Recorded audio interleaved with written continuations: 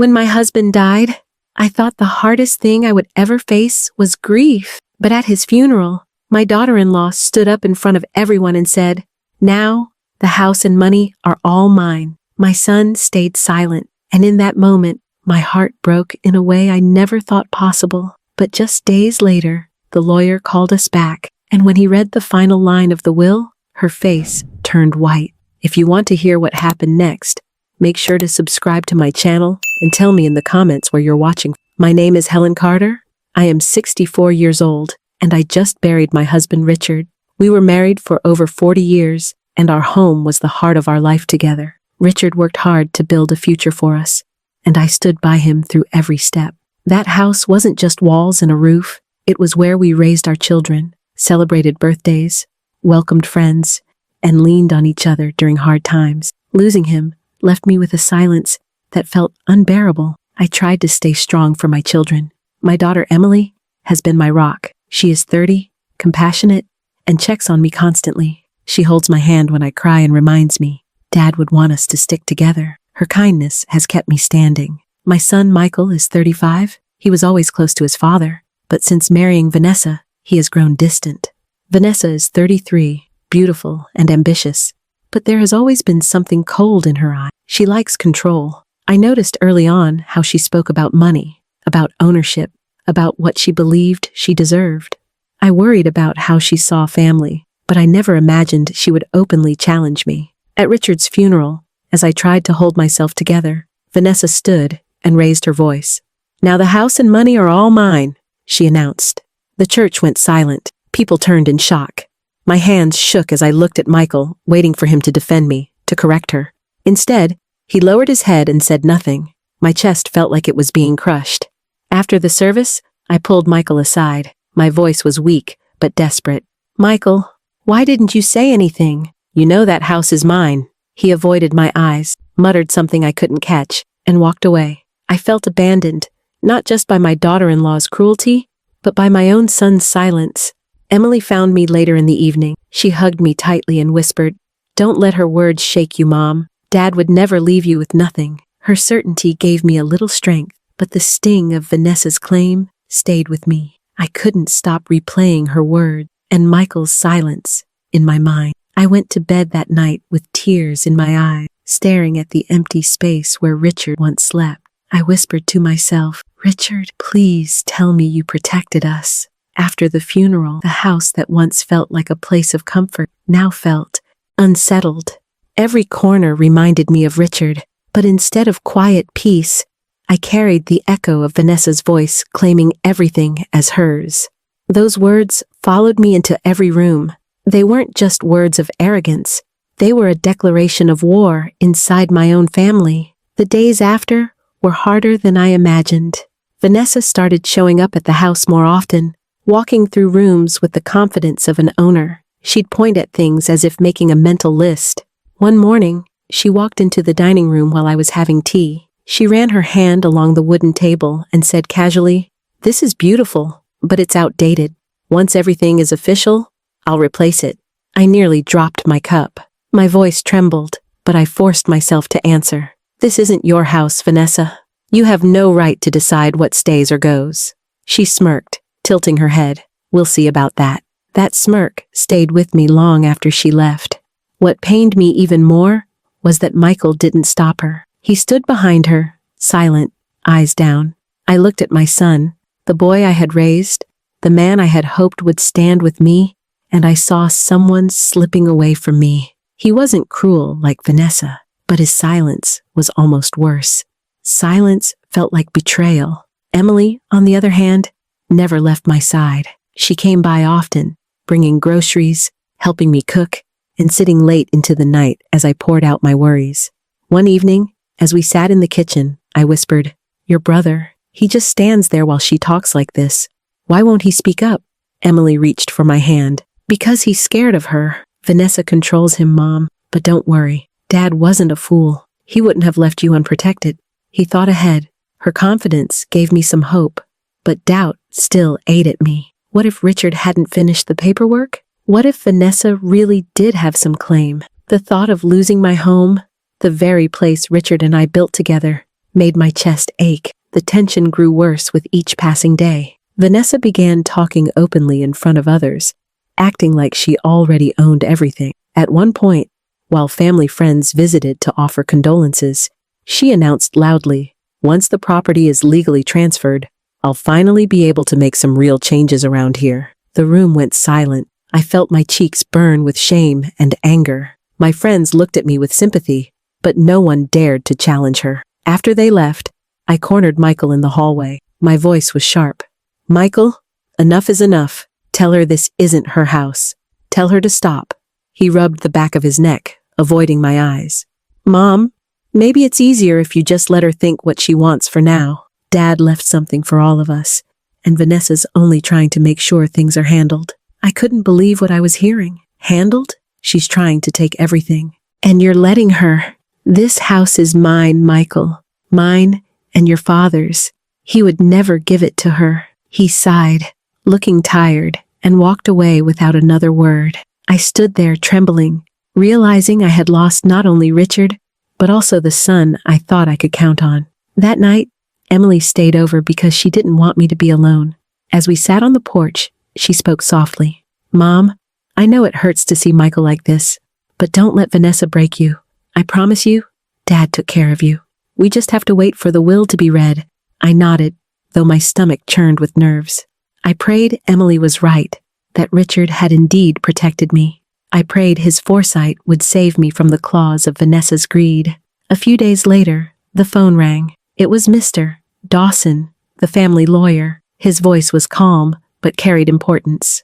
"Mrs. Carter, I need you and your children to come to my office this week. It's time to review Richard's will in full detail." The moment I hung up, I felt a mixture of relief and fear. Relief because the truth was finally coming. Fear because if Richard hadn't made things clear, I could lose everything. When I told Emily, her eyes lit up with determination. "This is it, Mom. This is what we've been waiting for." Dad knew what he was doing. "You'll see." But when I told Michael, he only nodded quietly. Vanessa, on the other hand, smiled with satisfaction. "Perfect," she said. "Finally, we can make it official." Her confidence shook me to my core. That night, I barely slept. I kept hearing Richard's voice in my memory, the way he used to tell me, "Helen, don't worry. I'll always protect you." I clung to those words, hoping they would carry me through whatever was about to come. The stage was set. In just a few days, the lawyer would read the will. Everything Richard had worked for, everything I had left, hung in the balance. The morning of the lawyer's meeting, my hands wouldn't stop trembling. I stood in front of my mirror, smoothing down my dress, whispering to myself that I had to be strong. Richard always told me I was stronger than I believed, but I didn't feel that way now. I felt fragile, like one wrong word from Vanessa could shatter me. Still, I knew I had to go. Emily drove me to the law office. She sat behind the wheel with her chin high and her eyes firm. "Mom, no matter what happens today, remember that Dad loved you more than anything. He would never leave you with nothing." Her words steadied me, even as doubt churned in my stomach. When we arrived, Vanessa and Michael were already there. Vanessa wore a sharp red dress, her makeup flawless, her smile smug as though she already knew the outcome. Michael sat beside her, quiet and restless, fiddling with his tie. My heart ached, looking at him. He was my son, but the man sitting there seemed like a stranger caught in a trap he couldn't escape. We walked into Mr. Dawson's office. It was a tidy room with shelves full of leather-bound books, framed certificates, and a large wooden desk where the will lay sealed in an envelope. The air was heavy, filled with a tension that made every breath feel too loud. Mr. Dawson, an older gentleman with silver hair and steady eyes, greeted us with a firm handshake. "Mrs.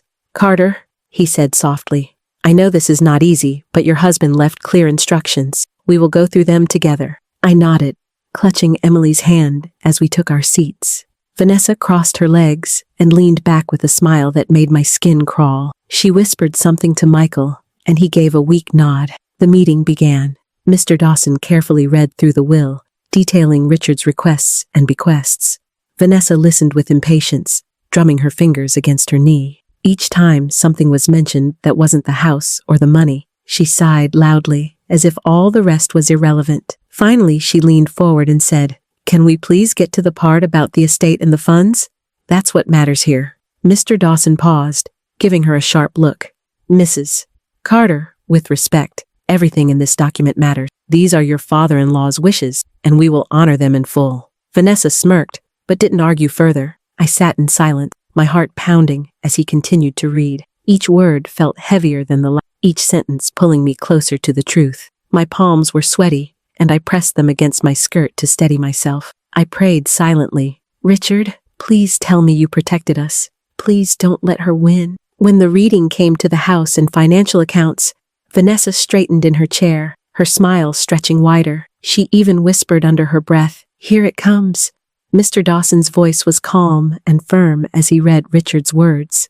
"I leave the Carter family home and the entirety of my financial accounts to my beloved wife, Helen Carter, to ensure her security and comfort for the rest of her life. Upon her passing, the estate shall be divided equally between my children, Michael and Emily, with Emily serving as co-trustee to assist in management as needed." The room went silent. I sat frozen, my heart pounding in my ears. Relief washed over me so strongly that tears pricked my eyes. Vanessa's smile vanished in an instant, her face drained of color. She leaned forward, her voice rising. "What? That's impossible. He promised Michael and me that we would inherit right away. This can't be correct." Michael looked down at the floor, unable to meet anyone's eyes. His silence spoke volumes. Mr. Dawson folded his hands on the desk and said evenly, "These are Richard Carter's signed and notarized instructions. They are legally binding. There is no ambiguity here. The estate belongs solely to his wife during her lifetime." Vanessa shook her head furiously, her voice trembling. "No, this has to be a mistake. He would never do this. Michael, say something." Michael shifted uncomfortably, but said nothing. His jaw clenched, his eyes stayed down, and for the first time, I saw shame on his face. Emily squeezed my hand tightly, whispering, "I told you, Mom. Dad protected you." I turned my eyes to Vanessa. For weeks, she had acted like the house was hers, like my life was just a stepping stone to her greed. But in that moment, she looked powerless. Her arrogance crumbled, replaced by disbelief and anger. I found my voice, soft but steady. This was Richard's home, our home. He built it for his family, and he made sure I would be safe in it. This was his wish, not mine, and you will respect it. Vanessa opened her mouth to argue, but Mr. Dawson cut her off sharply. "This discussion is over. The will is final." The silence that followed was heavy, but for the first time since Richard's death, I felt a sense of peace. He had kept his promise. Even in death, he had protected. When we left the office, Vanessa stormed ahead, her heels clicking angrily against the floor. Michael trailed after her, his shoulders slumped. Emily walked beside me, her hand still wrapped around mine, her smile gentle. As we stepped into the sunlight, Emily whispered, "Dad knew exactly what he was doing," and I realized she was right. Richard had left more than money or property. He had left a message that love protects, even when life ends. As we walked out of the lawyer's office, I could still hear Mr. Dawson's words echoing in my head. "I leave the Carter family home and the entirety of my financial accounts to my beloved wife, Helen Carter." For weeks, Vanessa had strutted around like a queen, certain that everything was hers. Now, the truth had been spoken, and it cut through her arrogance like a blade. Vanessa stopped in the hallway outside the office, spun around, and glared at me with eyes full of fury. Her voice trembled as she shouted, "This isn't fair. That house should be mine. Richard knew Michael and I needed it more than you." Emily stepped forward quickly, her voice sharp. "Fair? You tried to take everything from my mother while she was still grieving? Don't talk about fairness when you've done nothing but show greed." Michael stood frozen, his hands shoved into his pockets, his head hanging low. I looked at him, hoping for once he would find the strength to speak, but he didn't. He stayed quiet, as if silence could shield him from the shame pressing down on. Vanessa's voice rose louder. "Michael, say something. Tell them your father promised us the house. Tell them this isn't right." Michael's shoulders slumped even further. In a voice barely above a whisper, he said, "Vanessa, Dad didn't promise us that. He always said the house belonged to Mom. He wanted her to be safe." Hearing those words made my chest tighten, not because they surprised me, but because I had waited so long to hear him defend me. Vanessa's face turned pale. She took a step back, as if the floor had shifted beneath her. She spun toward Mr. Dawson, who had followed us into the hallway. "You can't let this stand. There has to be a way to challenge it." Mr. Dawson adjusted his glasses and spoke firmly. "Mrs. Carter, this document is legally binding. Unless you can produce another will, which you cannot, because this is the most recent and notarized one, you have no claim. The house and the assets belong to Helen." End of discussion. Vanessa's lips quivered with rage. She turned to me, her voice filled with venom. "You don't deserve it. You're old, and you'll waste it. It should have gone to us." For the first time since Richard's death, I felt something shift inside me. Grief had weighed me down for weeks, but in that moment, I found my strength. I stepped closer to her and met her glare without flinching. "This isn't about what you think you deserve, Vanessa. This is about what Richard wanted. He built that home with me, and he made sure I would never lose it. You can scream, you can stomp, but it won't change the truth." This was his final word. Her face flushed red, and for a moment, I thought she might lash out physically, but instead, she let out a sound somewhere between a sob and a scream and stormed out of the building, her heels clattering angrily on the tile floor. Michael remained behind, his face pale, his eyes fixed on the ground. The silence between us was unbearable. Finally, I asked softly, "Why, Michael? Why didn't you stand up for me sooner?" He swallowed hard, his voice breaking. "I was afraid. Vanessa? She pressured me. She made me feel like I had to choose between her and you, and I didn't know how to fight her." Tears welled in my eyes, but they weren't just from sadness.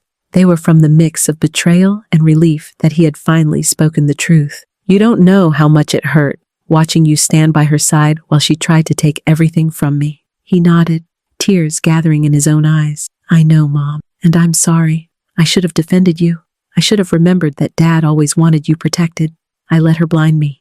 Emily wrapped an arm around my shoulder, her voice steady and warm. "Dad knew this would happen. That's why he wrote it so clearly. He saw through Vanessa long before any of us did." Mr. Dawson gave me a small, reassuring smile. "Mrs. Carter, your husband's love for you is evident in every word of this will. He wanted you safe. He wanted you respected.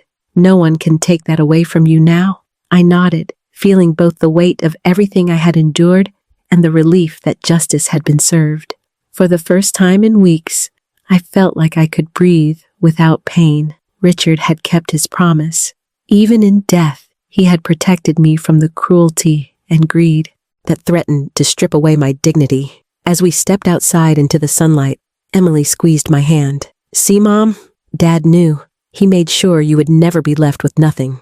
I looked up at the sky, the warm sun on my face, and whispered in my heart, "Thank you, Richard." That day, I walked away not just as a grieving widow, but as a woman who had survived betrayal, greed, and silence, and found strength in the truth my husband left behind. When I returned home after the reading of the will, the air in the house felt different. For weeks, every room had been heavy with grief, fear, and Vanessa's looming presence.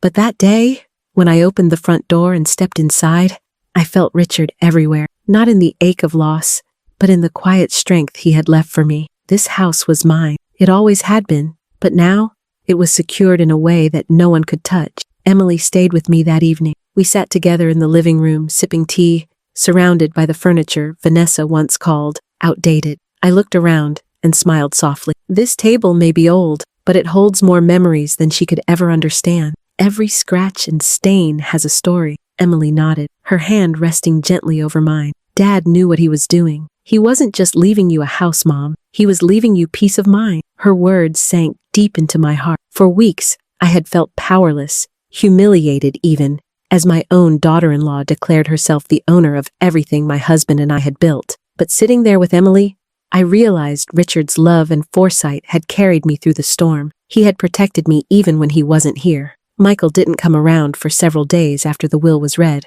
When he finally showed up, he stood at the front porch like a boy again, unsure if he was welcome. His shoulders were hunched, his expression weary. I opened the door and let him in. "Mom," he began, his voice low, "I'm sorry. I should have spoken up sooner. I let Vanessa control the narrative, and I let you down." I studied him for a long moment. My heart ached because he was still my son, but the wound he left would take time to heal. Michael, you hurt me deeply. Watching you stay silent while she tried to strip away my home, it broke me. But I am glad you finally saw the truth. You'll have to rebuild my trust, and that won't be easy. He nodded, his eyes glistening. I understand. I don't know if I can fix it, but I'll try. That conversation didn't erase the pain, but it opened a small door. I knew my son had been weak, not cruel, and maybe in time, he would learn from his mistake. Vanessa, on the other hand, never came back. She cut ties quickly, humiliated by the lawyer's reading, and Michael's admission that Richard had never promised her anything. Her greed had exposed her for who she really was, and I suspected her marriage to Michael would not survive long. In Naue, the weeks that followed, Emily and I spent time restoring the house to its warm rhythm. We tended the garden, polished the wooden table, and rearranged the family photos that had been shoved aside during the chaos. Each step reminded me that my home was not just mine legally, it was mine emotionally, spiritually, and historically. Neighbors stopped by to check on me, many of them having heard about the scene at the funeral and the tension that followed. Some offered sympathy, while others admitted they were proud of me for standing tall. One older neighbor said, "Helen, you've reminded all of us that no one should let greed push them into silence." Those words stayed with me. Through this ordeal, I learned a powerful lesson. Family should protect you, not prey on you. Love should never come with conditions or threats. My husband had lived by that truth, and even in death, he passed it down to me and to Emily. His will was more than a legal document. It was a final act of love, a shield against those who wanted to take what was not theirs. Now, when I sit on the porch in the evenings, I don't just think about the loss of Richard.